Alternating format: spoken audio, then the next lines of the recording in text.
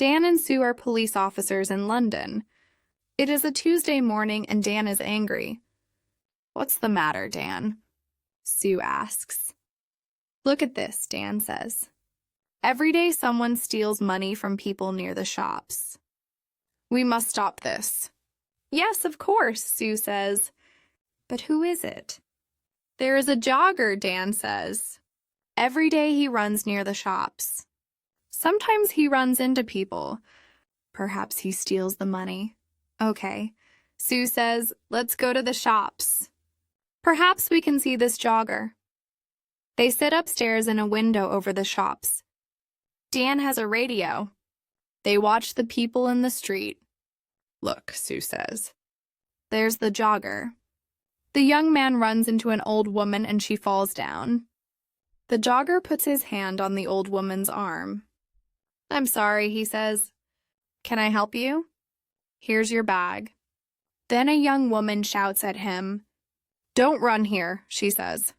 "It's dangerous. Go away." The young man runs away. Dan talks on his radio. "Quick, stop him.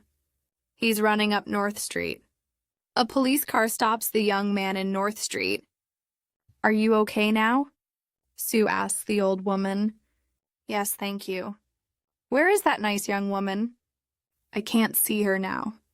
"Have you got all your money?" Sue asks. The old woman looks in her bag. "No, I haven't. My money's in my purse, but my purse isn't here." "Okay, Sue," Dan says. "Let's talk to the jogger." "Who are you?" Sue asks the young man. "My name's Peter Jones. Why?" "Who are you?" "We're police officers." "Why do you go running past the shops every day?" "Why not?" "I like running." "Okay." Dan says, "Let's look for the money." "What money?" Peter Jones asks. "What are you talking about?" "I never take money with me when I run." Dan looks for the money, but he cannot find any. "Can I go now?" Peter Jones asks. "Okay," Dan says angrily. "But don't come back." "Why not?" Peter asks angrily. "I live here and I'm not doing anything wrong." He runs away. "What do we do now?" Sue asks. "Where is the old woman's money in her purse?" "I don't know," says Dan. "Somebody has it." "But who?" Dan and Sue go back to the shops. "I don't understand." Dan says the jogger hasn't got the money, so we must look for someone different. "Look," Sue says. "There's a TV camera over that shop door. Perhaps that can help us." They go into the shop and watch the video. "Look," Sue says, "there's the old woman. She's getting money from the bank and putting it into her purse. Now she's putting the purse into the bag." "Stop the video there," says Dan. "Now look carefully. Is anybody watching her?"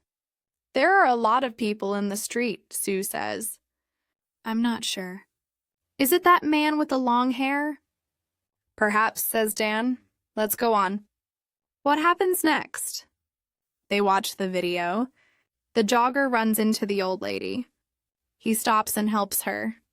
She shouts at him and he runs away. Then a lot of people come and help the old lady. "Look," Sue says, "the long-haired man has her arm." "Yes, but that woman has her bag." Dan says, "What's she doing with it?" "Oh, I can't see. There's a man in front of her." "Listen, I have an idea." Dan says, "You go to the bank tomorrow and take some money out." "Why is that a good idea?" Sue asks. "Because we can watch you," Dan answers. "Get a lot of money from the bank and let everybody in the street see it. Take a radio too so you can talk to me." "Okay." Sue says we can do that tomorrow morning then. Next day, Sue goes to the bank. Dan is watching with another policeman, Jim. They have radios. "I'm getting the money now," Sue says. "That's good, Sue." Dan says on his radio, "Now let everybody see it." Sue drops some money near her feet. People in the street look at her. "Look, there's the man with the long hair." Jim says he's picking up the money. "Shall I arrest him?" "No, wait," Dan says, "watch." The man picks up the money and gives it to Sue. "Here you are," he says. "That's a lot of money." "Be careful, thanks." Sue says that's okay. The man smiles and walks away. "Have you got all the money, Sue?" Dan asks by radio. "Yes, it's all here." Sue says, "What can I do now?" "Buy some things in the shops and then walk slowly down the street." Dan says, "We're watching you." Sue buys some apples, milk, and bread. Then she walks slowly down the street. Dan and Jim watch her go. "Is anybody following me?" Sue asks. "No," Dan says. "There's a woman with a baby. That's all." "Don't follow me," Sue says into the radio. "Nobody must see you. I'm turning right into Smith Street now. I'm turning left into Peg Lane. The woman with the baby is following me. I'm turning right into Dale Avenue." "Are there lots of people about?" Dan asks. "No, it's very quiet." Nothing is happening. Dan and Jim wait. Then Sue shouts, "Be careful! Oh, help me! Quick, help!" The jogger, Peter Jones, runs into Sue and she falls over. There are apples, milk, and bread everywhere. "I'm sorry," says the man. "Let me help you." The woman takes Sue's arm. "Are you okay?" she asks. "Go away," she shouts at the man. But he sees the radio in Sue's pocket. "What's this?" he asks. "A police radio?" "Give me the money quick." He takes the money and runs. The woman wants to run after him, but Sue holds her. "Stop," she says. "I'm a police officer." "You must stay here." "But why?" the woman asks. "I want to help you. That man has your money." "I haven't got it." "Is he your friend?" Sue asks. "Where does he live?" "I don't know," the woman says. "I don't know him." "Who are you?" Sue asks. "Where do you live?" Linda Wilkes. I live at 14 Old Street." Dan runs up to Sue. "Are you okay?" He asks. "Yes, I'm okay." She says, "Go on, Dan. Run." Sue calls a police car on her radio. Dan runs after Peter Jones. "Jim, he's turning left into Dock Lane," he shouts. "Can you see him?" "I can see him, but he's running very fast," Jim says. The jogger sees Jim and gets into a boat. Jim runs to the river and gets into the boat too. "Stop." Jim says, "I'm a police officer." "Oh no!" The jogger, Peter Jones, hits Jim and he falls into the water. The boat goes across the river. Dan helps Jim out of the water. He's going into a cafe. Dan says, "Come on, let's run to that bridge." They go across the bridge and run to the cafe. Jim goes behind the cafe and Dan goes in. "Is he in there?" Jim asks on his radio. "Yes," Dan answers. "Jim, he's coming out." "Stop," says Jim. "I'm a police officer." But Peter has a knife in his hand. Jim holds out his hand. "Give me the knife, Peter." "Stay back," Peter says.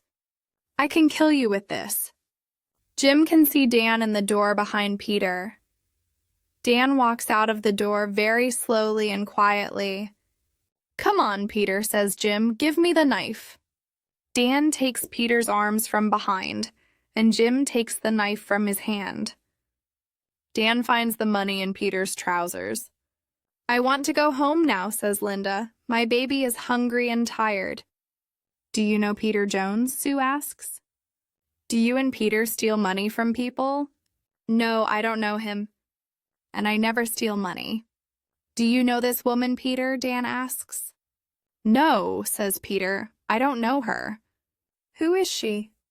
Dan and Sue go back to their office. "Does Linda work with Peter?" Dan asks Sue. "Yes, she does," says Sue. "Watch this video. Look, there she is. She's watching me get the money. And now she's talking to someone on her phone. But who is she talking to?" "She's talking to Peter, of course. Now she's following me and talking to him again." She's talking about me. Dan and Sue speak to Linda again. Can I see your phone, please, Miss Wills? Sue asks. My phone? Why do you want to see that?